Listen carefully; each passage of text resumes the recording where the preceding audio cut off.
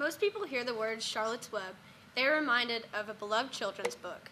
But for Charlotte Fiji and her family in Colorado, these words represented a solution to the incredibly uncontrolled seizures that Charlotte began experiencing at the age of 3 months. According to Sandra Young's 2013 CNN article, Charlotte's initial seizures lasted anywhere from 30 minutes to 2 to 4 hours. It was later found out that Charlotte had Dravet syndrome, which is an extremely rare form of epilepsy that can only be controlled through medication. At the height of Charlotte's sickness, she was experiencing over 300 grand mal seizures a week, had significantly decreased her social and cognitive functions, and she was taking 7 different medications. Luckily, her parents were able to find a similar case of a young boy with Dravet syndrome who was able to control his seizures through using a particular strain of marijuana that was high in CBD, which is the medical component in marijuana, and low in THC, which is the psychoactive component.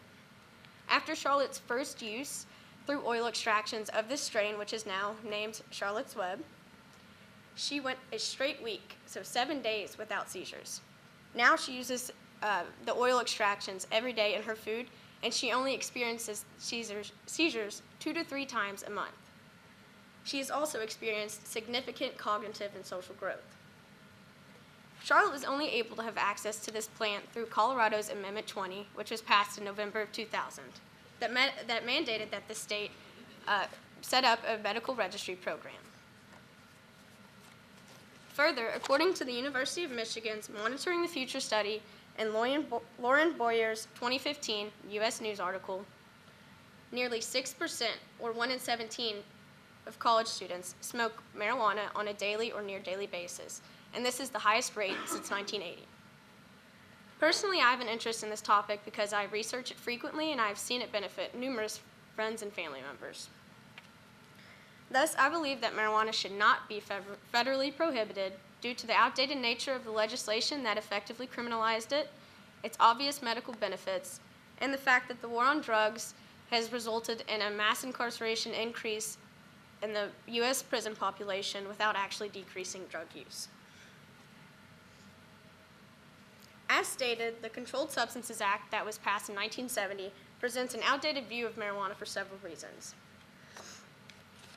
According to David Firestone's 2014 New York Times article, a senator from Connecticut held up a small package wrapped in light green paper at this congressional session and said that it contained $3,000 worth of marijuana and that it caused dreadful hallucinations in an Army sergeant in Vietnam that caused him to call a mortar strike on his own troops.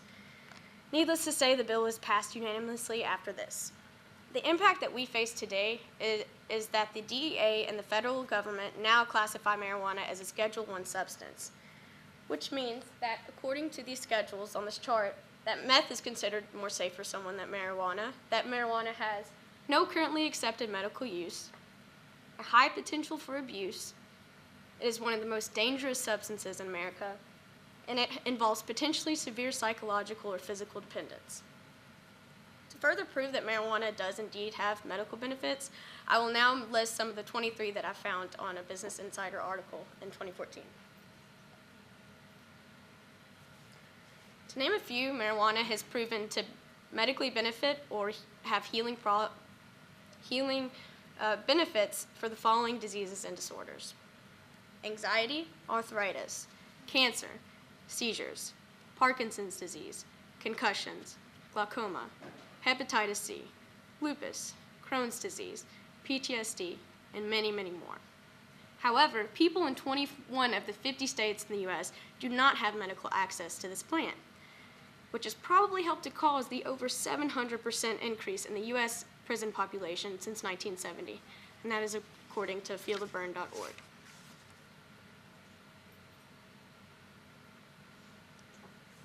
An obvious factor in this massive increase in the U.S. prison population is due to the war on drugs.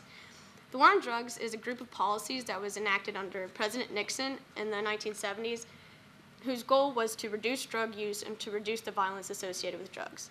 However, as you can see from this chart, it has massively increased the prison population, and it has adversely affected minorities. According to Adam Ruins Everything, which is a true TV series by Adam Conover, African Americans are 4 times more likely to be arrested for marijuana, though the usage rates between blacks and whites for marijuana is nearly the same. To further show the inherent discrimination in these policies, I'm now going to read a quote from the Counsel and Assistant for President for Domestic Affairs under President Richard Nixon. "We knew we couldn't make it illegal to be either against the war or black, but by getting the public to associate the hippies with marijuana and blacks with heroin, and then criminalizing both heavily, we could disrupt those communities. We could arrest their leaders, raid their homes, break up their meetings, and vilify them night after night on the evening news. Did we know we were lying about the drugs? Of course we did."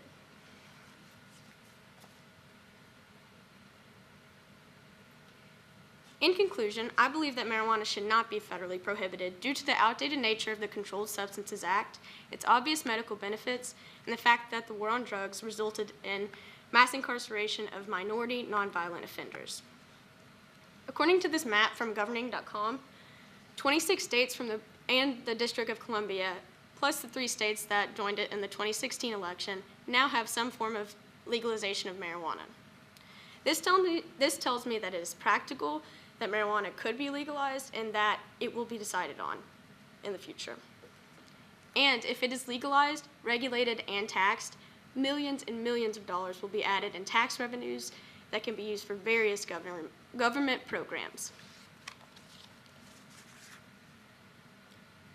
Until then, it is my hope that you keep the story of young Charlotte Fiji and the millions of other Americans who need marijuana to function on a daily basis in the back of your mind when you're discussing marijuana's potential for legalization or medical benefits. Thank you.